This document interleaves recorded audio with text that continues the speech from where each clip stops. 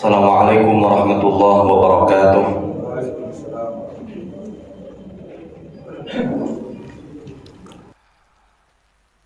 Bismillahi walhamdulillah. Wassalatu wassalamu ala rasulillah Muhammad ibn Abdillah wa ala alihi wa sahbihi wa man tabi'ahu hudah wa walah wa ba'du.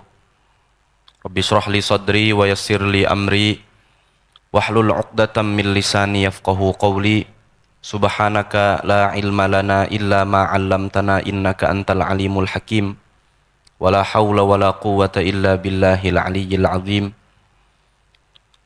Hadaratil mukarramin, para jamaah yang mudah-mudahan senantiasa diberikan keistiqomahan dan kebaikan oleh Allah Subhanahu wa taala. Alhamdulillah, pada kesempatan siang hari ini kita masih diberikan kenikmatan yang paripurna oleh Allah melaksanakan serangkaian aktivitas ibadah kita. Mudah-mudahan seluruh rangkaian rutinitas aktivitas ibadah kita diterima oleh Allah Subhanahu wa taala serta dijadikan sebagai catatan kebaikan kita pada hari kiamat kelak. Amin ya rabbal alamin. Puja-puji dan syukur mari sama-sama kita haturkan kehadirat Allah yang telah memberikan kita aneka ragam anugerah yang luar biasa. Tentu mudah-mudahan kita digolongkan oleh Allah sebagai golongan orang-orang yang selalu bersyukur terhadap segala kenikmatan yang Allah berikan kepada kita. Mudah-mudahan kita dilestarikan oleh Allah di dalam syukur, di dalam kenikmatan, nikmatul iman wa nikmatul Islam. Salawat beruntaikan salam senantiasa tercurah limpahkan keharibaan baginda besar kita Nabi Yuna wa qudwatuna Muhammad sallallahu alaihi wa alihi wa sahbihi wasallam yang telah mengajarkan kita berbagai macam kebaikan. Tentu mudah-mudahan kita digolongkan oleh Allah sebagai golongan orang-orang yang selalu melaksanakan segala kebaikan yang diajarkan oleh baginda besar kita Habibuna wa qudwatuna Muhammad sallallahu alaihi wa alihi wa sahbihi wasallam. Hadirin jamaah salat zuhur, jamaah Masjid Al-Maghfirah yang dimuliakan Allah Subhanahu wa taala. Alhamdulillah, hari ini kita sudah masuk ke hari Tarwiyah, tanggal 8 Zulhijjah atau yang disebut dengan Tarwiyah. Ada sebagian ulama yang berpendapat Tarwiyah itu dari kata ro'a, artinya ngeliat di dalam mimpi. Ada sambungan katanya ke sana. Tarwiyah artinya pada tanggal ini 8 Zulhijjah Sayyiduna Ibrahim itu mimpi. Mimpi apa, Pak? Mimpi menyembelih anaknya yang bernama Ismail, atau ada yang berpendapat anaknya yang bernama Ishak. Setelah itu terjadi perbincangan antara bapak dengan anaknya, antara nabi dengan nabi. Itu bapaknya nabi, anaknya nabi itu. Ya bunayya, wahai anakku, inni ara fil manami anni adzbahuk, sesungguhnya aku melihat di dalam mimpiku bahwa aku menyembelihmu. Menyembelih itu, mohon maaf Pak, disensor. Anaknya faham, bapaknya juga faham bahwa kalau bapaknya itu seorang nabi, maka mimpi yang dilihat itu adalah isyarat dari Allah Subhanahu wa taala. Inni ara fil manami anni adzbahuk, aku melihat di dalam mimpiku sebagai bentuk isyarat dan wahyu dari Allah Subhanahu wa taala, anni adzbahuk, bahwa aku menyembelihmu. Fanzur madza tara, coba apa pendapatmu? Lihat, seorang bapak minta pendapat kepada anaknya. Dikisahkan Sayyiduna Ismail atau Sayyiduna Ishak itu waktu itu baru sekitar berumur 9 sampai 13 tahunan, Pak. Kemudian kata Nabi Ismail waktu itu dengan mantap bilang, ya abatif al ma tu'mar satajiduni insyaallahu minas sabirin. Wahai ayahku, ayahku tersayang, if'al ma tu'mar, itu pakai ya abati. Abati itu kalau kata para mufassirin, ahli tafsir, sebagai bentuk panggilan kasih sayang, Pak. Wahai ayahku yang kusayangi, if'al ma tu'mar, kerjakan apa yang diperintah oleh Allah. Kalau emang saya perlu untuk disembelih, sembelih dah, gitu kira-kira kalau kata bahasa kita mah. Satajiduni insyaallahu minas sabirin. Insyaallah engkau akan mendapatiku sebagai golongan orang-orang yang sabar. Kenapa pakai insyaallah Pak Ustadz, kayak nggak pakai yakin? Kan gitu ya. Satajiduni insyaallahu minas sabirin. Itu bahasanya begitu tuh. Satajiduni insyaallahu minas sabirin. Insyaallah engkau akan mendapatiku sebagai orang-orang yang sabar. Maka kata para ulama, insyaallah di situ bukan berarti tidak yakin, bukan. Nabi itu pasti diberikan keyakinan, Pak. Seorang nabi pasti diberikan keyakinan. Nabi itu tidak ada ragu-ragunya, pasti yakin. Di dalam akidah kita, kepercayaan kita, Ahlus Sunnah wal Jamaah, Nabi itu tidak diberikan keraguan. Nabi itu pasti yakin. Kok begitu Pak Ustadz? Makai insya Allah segala. Berarti jangan-jangan nggak yakin Nabi Ismail bilang bahwa saya adalah orang-orang yang tergolong orang-orang yang sabar. Bukan. Insya Allah di situ sebagai tabarrukan. Sebagai apa Pak? Tabarrukan. Jadi makanya jangan main-main dengan kata insya Allah tuh. Makanya ada orang-orang yang ditanya, apakah kamu beriman pada Allah? Ya, insya Allah saya beriman. Salah nggak pernyataan itu? Nggak salah. Dia meniatkan insya Allah itu sebagai tabarruk, ya, sebagai kata insya Allah itu sebagai tabarruk. Makanya kalau kita mau janji sama orang, insya Allah itu jangan diniatkan sebagai ya mungkin besok jadi, mungkin enggak gitu. Jangan. Jadikan insya Allah itu sebagai tabarrukan. Ya insya Allah besok saya datang. Tabarrukan mudah-mudahan dengan berkah insya Allah saya besok bisa datang. Kan orang Indonesia mau beda. Kalau insya Allah itu besok datang nggak? Insya Allah ya, lihat besok dah gitu ya. Besok datang nggak? Insya Allah ya, lihat besok dah. Itu tandanya 50% kagak jadi itu. 50% kagak datang itu. Padahal insya Allah itu di dalam ajaran agama kita, akidah kita untuk tabarrukan. Kalau besok datang, ada kemungkinan besar mau datang nih, 80-90% mau datang, ucapnya insya Allah. Besok datang nggak? Insya Allah saya datang. Insya Allah. Maksudnya tabarrukan, ngambil berkah kepada kata-kata insya Allah itu agar diberikan mampu buat datang. Makanya Nabi Ismail ketika mengucapkan satajiduni insya Allahu minas sabirin, itu ngambil berkah maksudnya Pak. Insya Allah saya termasuk tergolong orang-orang yang sabar. Dengan kata insya Allah ini saya akan diberikan kemampuan untuk menjadi golongan orang-orang yang bersabar. Ini hari tarwiyah disunnahkan untuk puasa. Meskipun dalilnya dhaif. Dalilnya dhaif, hadisnya dhaif. Cuman mengerjakan hadis dhaif itu tidak dipermasalahkan. Juga puasa di tanggal 8 Dzulhijjah itu masuk ke dalam keumuman hadis yang sahih, ma min ayyamin al-amalus shalihu fihinna ahabbu ilallahi min hadhil ayyamil ashar. Di 10 hari pertama bulan Dzulhijjah ini, semua amalan soleh itu Allah suka. Bahkan Allah lebih suka amalan soleh ini ketimbang jihad di jalan Allah. Kemudian kan sahabat nanya, walal jihad fi sabilillah ya Rasulullah. Kata Rasulullah gini, ma min ayyamin al-amalus shalihu fihinna ahabbu ilallahi min hadhil ayyamil ashar.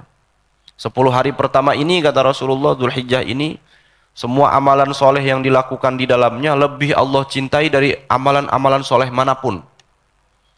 Sahabat kepo nih, kata para sahabat, walal jihad fi sabilillah ya Rasulullah. Meskipun amalan soleh itu adalah jihad fi sabilillah, wahai Rasul, meskipun amalan soleh itu adalah jihad fi sabilillah. Jadi jihad fi sabilillah tuh Pak, angkat pedang, angkat senjata, ya bertaruh harta dan bertaruh nyawa. Amalan dengan level paling tinggi ya jihad fisabilillah. Sebab yang ditaruhkan itu nyawa. Para sahabat kepo tuh. Emang ada amalan yang lebih Allah cintai ketimbang jihad? Ada amalan-amalan soleh yang dilakukan di 10 hari pertama bulan Dzul Hijjah. Kata Rasulullah, walal jihad fisabilillah. Meskipun itu adalah jihad fisabilillah, illa rajulun kharaja binafsihi wa malihi falam yarji min dzalika bisyai'in. Kecuali ada orang yang keluar jihad fisabilillah menggunakan harta sendiri, kemudian dia bertaruh nyawa dengan skill yang ia punya untuk melawan musuh-musuh Islam, ya, angkat pedang, angkat senjata, angkat senapan kalau sekarang. Bimalihi wa nafsihi, dia bertaruh nyawanya, bertaruh hartanya, falam yarji' min dzalika bisyai'in, dia pulang tinggal nama doang. Artinya apa? Amalan-amalan soleh yang dilakukan dari tanggal 1 sampai tanggal 10 nih besok nih, mau itu puasa, mau itu sholat, mau itu zikir, mau itu baca Quran, mau itu tidur di dalam majelis ilmu, nggak apa-apa. Itu namanya amalan soleh. Itu lebih Allah cintai ketimbang jihad fisabilillah, ketimbang jihad fi. Mudah-mudahan nih kita kumpul di sini siang ini, walaupun ada yang ngantuk-ngantuk ya. Yang tidur itu Bang Jaini, tawa romannya Bang Jaini. Itu lebih Allah cintai ketimbang jihad fisabilillah. Kemudian besok hari Arafah, ya. Kata para ulama ada yang bilang begini, kalau hari Arafah tanggal 9 Zulhijjah tuh itu sepaling utamanya hari. Ada yang berpendapat sepaling utamanya hari itu hari Arafah. Sebab pada hari Arafah itu hari mustajab. Besok banyakin doa. Apalagi saudara-saudara kita yang di Arafah. Itu dosa lagi pada digugurin sama Allah tuh. Besok kalau lagi punya hajat apapun, besok puasa doa sama Allah. Setiap habis sholat di hari esok doa sama Allah. Jangan lelaguan besok tuh, jangan. Hatta nerobos lampu merah, hatta lewat trotoar, jangan Pak. Besok tuh hari Arafah tuh. Karena kezoliman pada hari esok itu dilipat gandakan sama Allah. Ganjarannya. Sebagaimana pahala juga dilipat gandakan sama Allah besok ganjarannya. Bahkan Rasulullah bilang, saumu yaumi Arafah, puasa pada hari Arafah. Ahtasibu 'ala Allah. Saya lebih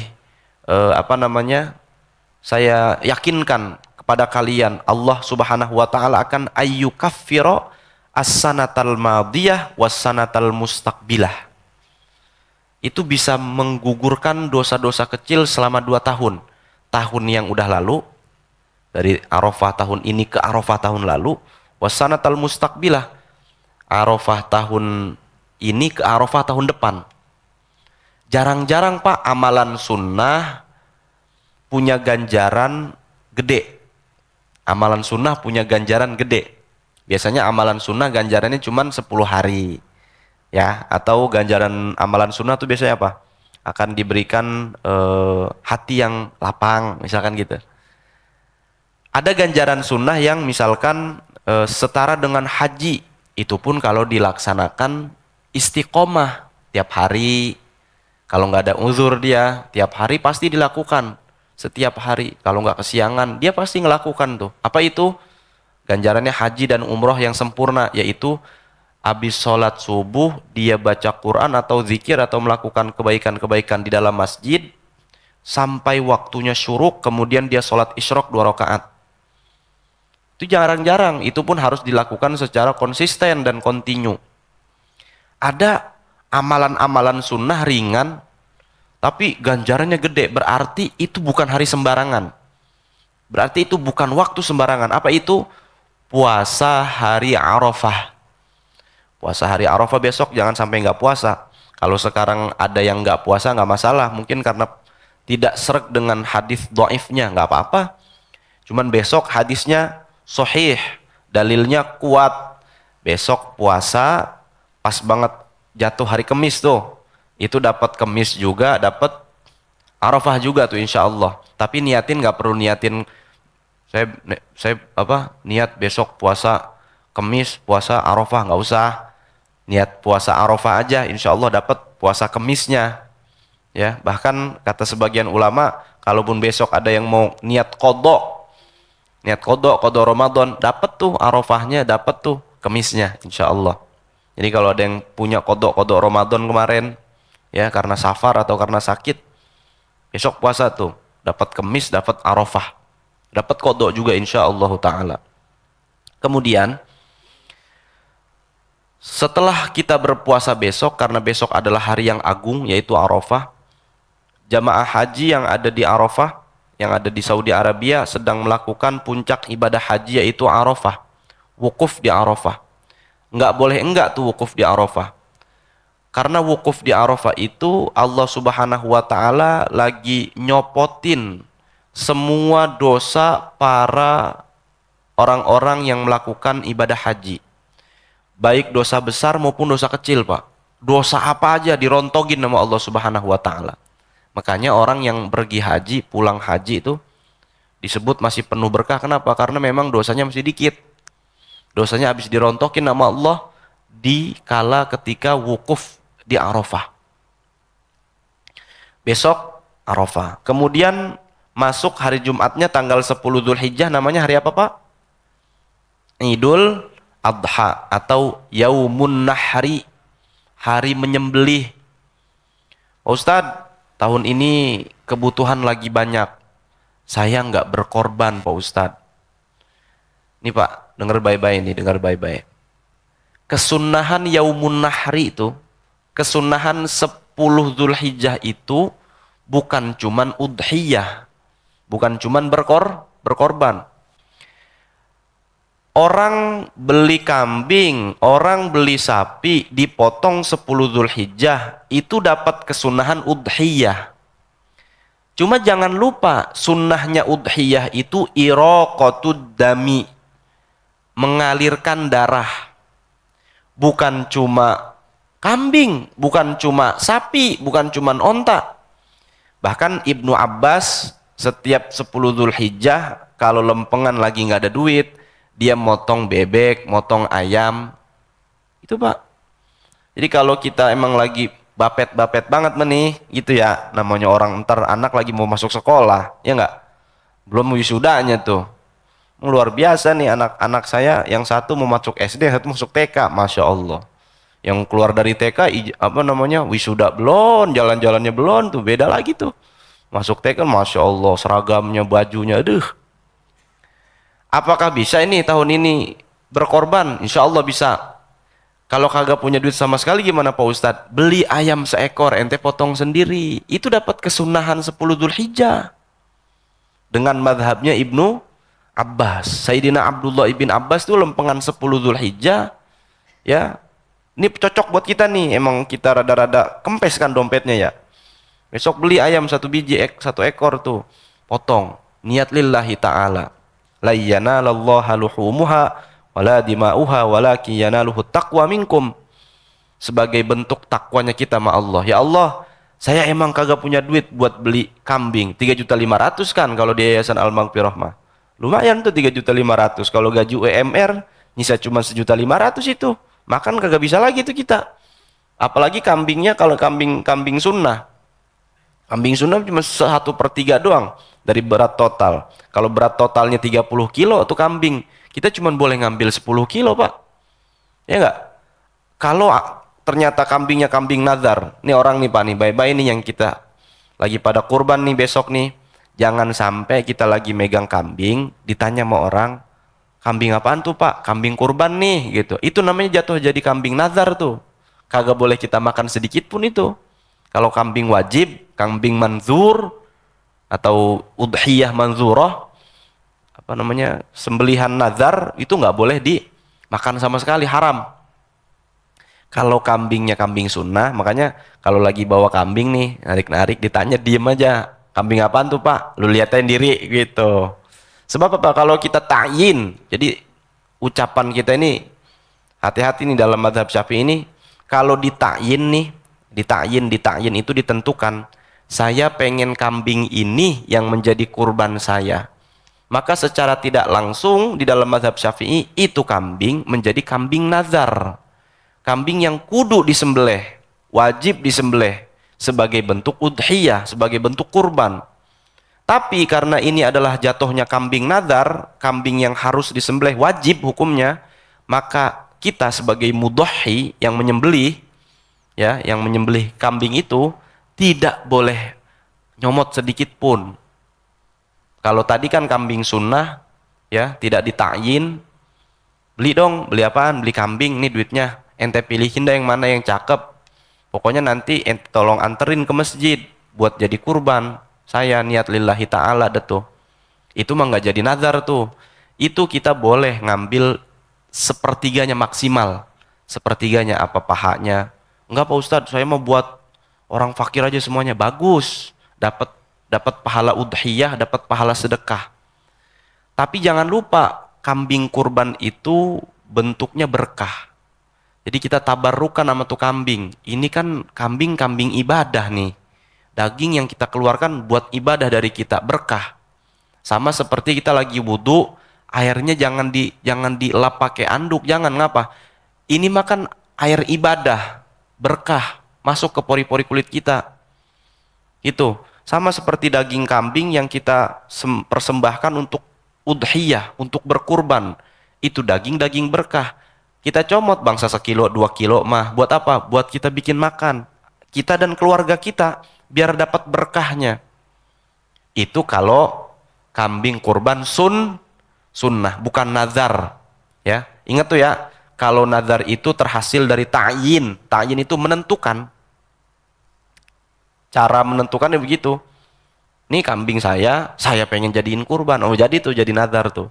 Atau terang-terangan dia bilang, saya nazar mau kurban tahun ini.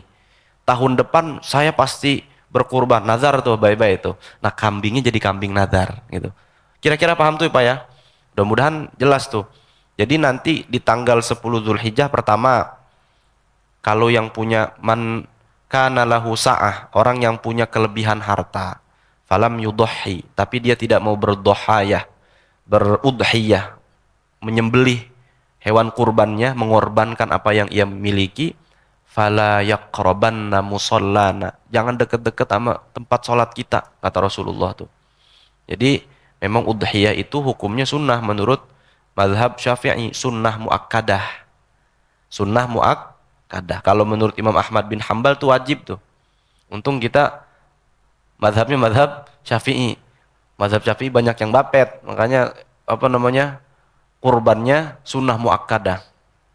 Kalau punya kesunahan, kalau punya keluasan rezeki, beli dah kambing 3.500.000, sembelih sendiri, latihan, beli goloknya. Orang laki kudu punya bebanda, kudu punya golok, pisau, buat apa? Buat nyembelih kayak hewan. Apalagi nanti akhir zaman, perang dunia ketiga, kita disuruh berantem juga tuh sama orang-orang kafir. Itu lumayan kita punya bendo tuh, ya.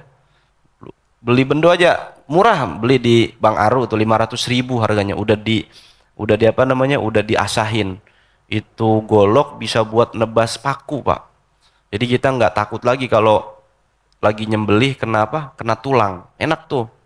Saya udah punya tuh golok satu, alhamdulillah. Buat apa? Buat nyembelih sendiri. Karena sunnahnya nyembelih sendiri. Udhiyah kita.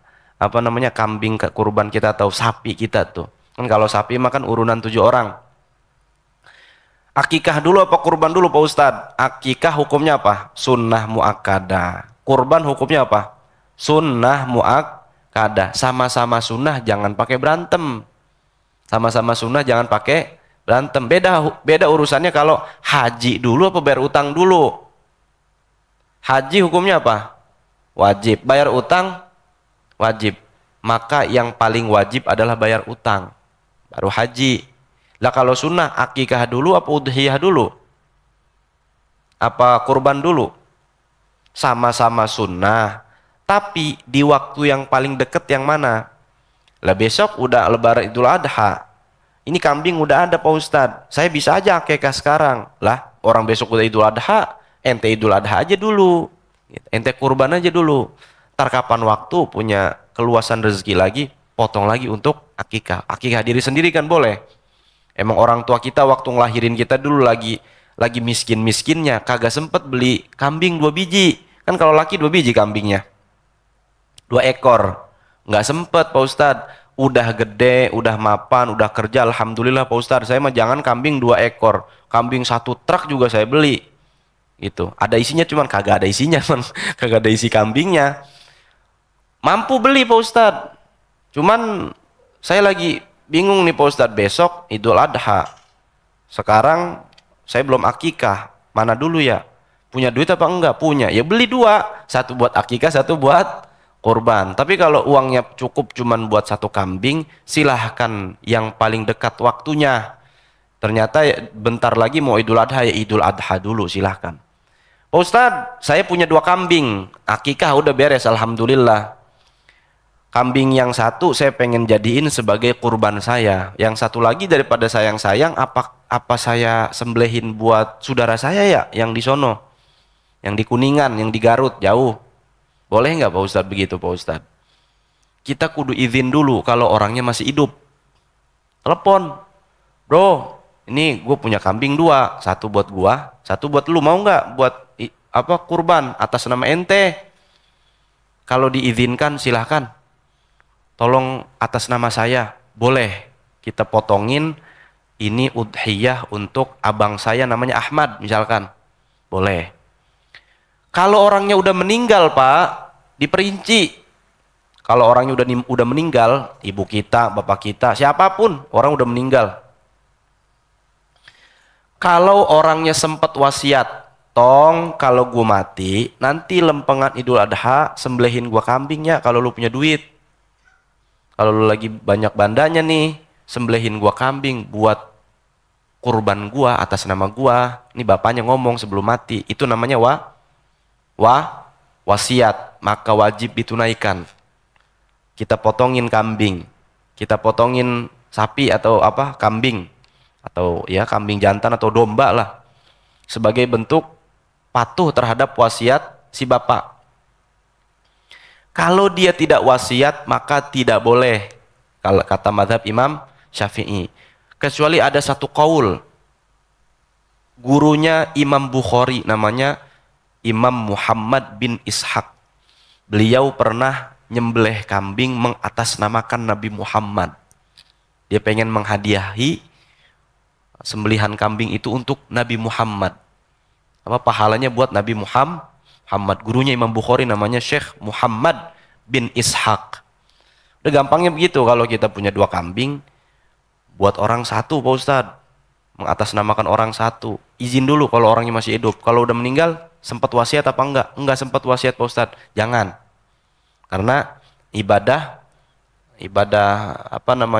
udhiyah atau penyembelih kambing itu khusus untuk kalau orang berwasiat. Ya, paham tuh ya Pak? Paham. Ya, mudah-mudahan pada diberikan rezeki sama Allah Subhanahu wa taala, bisa berkurban, bisa menunaikan kewajiban dan kesunahan kita selaku umat muslim. Juga besok jangan lupa kita puasa Arafah, insyaallah gede pahalanya. Besok hari Arafah jangan lagu-laguan ya. Jangan lagu-laguan tuh, jangan ada yang nerobos lampu merah, naik ke atas trotoar, sebab itu hari Arafah, hari sakral tuh. Bahkan disebutkan oleh para ulama, sebagian ulama mengatakan lebih utama ketimbang hari-hari di bulan Ramadan. Itu hari Arafah. Kezoliman seperti nerobos lampu merah, ya, marah-marah di jalan, nyolong trotoar, itu bakal dibayar oleh Allah Subhanahu wa taala dengan ganjaran yang berlipat ganda tuh. Baik-baik. Khusus besok. Setelah itu bodo amat dah gitu ya. Besok tuh pokoknya jadi malaikat dah kita, di jalan santai ya. Jangan robos lampu merah, jangan robos trotoar tuh besok Arafah. Banyak-banyak doa juga Pak. Sebelum sholat sama sesudah sholat. Assalamualaikum warahmatullahi. Assalamualaikum warahmatullahi. Doanya apa doanya? Doanya minta ampun sama Allah. Ya. Kalau mau dizikirin, zikirnya Arafah itu la ilaha illallahu wahdahu la syarikalah, lahul mulku wa lahul hamdu wa huwa ala kulli syai'in qadir. Atau di dalam riwayat lain, yuhyi wa yumitu wa huwa ala kulli syai'in qadir. Berapa kali Pak Ustadz? Sekuatnya. Kemudian yang kedua, wiridnya zikirnya adalah baca qul huwallahu ahad. Sekuatnya. kalau bisa cepet-cepet 200, 300, 1000, cakep. Lagi ngobrol begini kan, di atas lagi kerja, qul huwallahu ahad, Allahus samad, lam yalid walam yulad. 1000 kali. Udah dapat 1000 kali. La ilaha illallah wahdahu la syarikalah, lahul mulku wa lahul hamdu wa huwa ala kulli syai'in qadir. Itu banyakin tuh.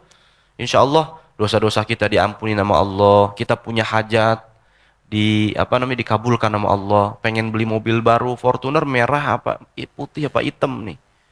Enggak, Honda Beat bisanya. Utang, lagi kelilit utang, insya Allah dibantu lunas sama Allah Subhanahu wa Ta'ala. Mudah-mudahan kita besok diberikan kemampuan oleh Allah Subhanahu wa Ta'ala melaksanakan segala kebaikan-kebaikan, dilunasi segala hutang-hutang kita, dikabulkan segala hajat-hajat kita, disembuhkan semua penyakit-penyakit kita, baik penyakit zahir maupun penyakit batin sama Allah Subhanahu wa Ta'ala. Amin ya rabbal alamin. Al-Fatihah. A'udzu billahi minasyaitonir rajim. Bismillahirrahmanirrahim. Alhamdulillahi rabbil alamin. Ar-Rahmanir Rahim. Maliki yaumiddin. Iyyaka na'budu wa iyyaka nasta'in. Ihdinas siratal mustaqim. Siratal ladzina an'amta 'alaihim ghairil maghdubi 'alaihim waladdallin. Amin. Saya ucapkan terima kasih, mohon maaf lahir dan batin. Mudah-mudahan apa yang saya sampaikan membawakan manfaat dan berkah dari Allah Subhanahu wa Ta'ala. Hadani Allah wa iyyakum ajma'in. Wassalamualaikum warahmatullahi wabarakatuh.